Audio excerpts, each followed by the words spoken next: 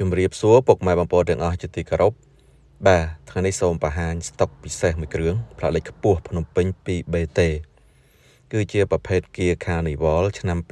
2006 Full Option 11កៅអីប្រើម៉ាស៊ុត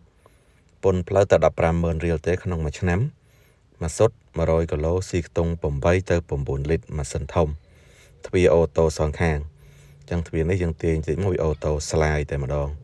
បាទនេះ full ពេញណាបងប្អូនបាទសាច់ដែកធានាជូនស្អាតបងប្អូនមិនពុកមិនច្រេះទេបាទឡានការ៉េមែនតែមួយគ្រឿងនេះបានសាច់ដែកស្អាត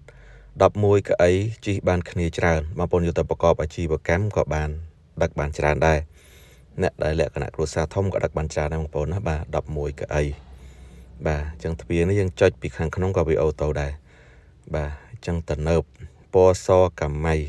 ប្រភេទឡានស្អាតហើយមួយគ្រឿងនេះគឺតម្លៃពិសេសខ្លាំងមែនទែនបងប្អូនណាបាទពិសេសខ្លាំងមិនគួរឲ្យជឿបាទបងប្អូនមើលផែនឡានសិនខ្ញុំនឹងជម្រាបតម្លៃនៅកញ្ចុងនៃវីដេអូបាទ sensor ក្រោយក៏មានដែរបងប្អូនបាទអញ្ចឹងអេមណាស់បងប្អូនអ្នកដែលយកទៅប្រើលក្ខណៈគ្រួសារធំឬប្រើប្រាស់សម្រាប់អាជីវកម្មផ្សេងអញ្ជើញមួយគ្រឿងនេះបានព្រោះវាជាប្រភេទម៉ាស៊ុតណាបងប្អូនបាទម៉ាស៊ុតសំចៃ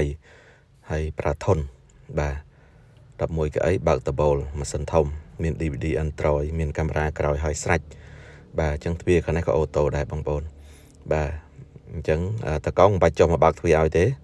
បាទចុចតែពីក្នុងមកចុះបានខ្លួនឯងហើយបាទអញ្ចឹងអេមណាបងប្អូនបាទទ្វារអូតូសងខាងបញ្ជាក់ជូននេះម៉ាស៊ីនម៉ាស៊ុតម៉ាស៊ីនធំ CRDI បាទម៉ាស៊ីន3ចុចបងប្អូនបាទ